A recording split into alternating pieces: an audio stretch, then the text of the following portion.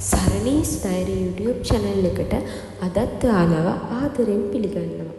අද කතා කරමු ඇයි සමනලයින් දකින්නේ මොනවද සමනලයින්ගේ තියෙන ආධ්‍යාත්මික අදහස් කියලා. ඔයාට ඔයාගේ මේ ජීවිතේ හැමතැනම සමනලයින් පෙනිලා ඇති. හැබැයි ඒක දිහා ඔයා සරල සිදුවීමක් විදිහට බලන්න එපා. සමනලය කියලා කියන්නේ ලොකු ආධ්‍යාත්මික සංකේතයක්.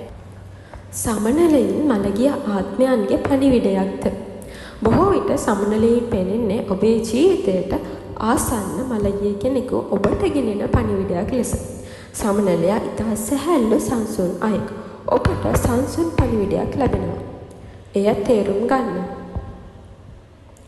නව ආරම්භයක සංකේතයක්.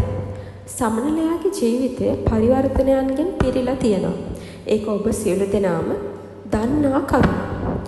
බිත්තරයක් දලබුවෙක් බවට පරිවර්තනය වෙලා එම දලබුවා පිළවෙක් වෙලා ඒ පිළවා ලස්සන සමනලයෙක් වෙනවා.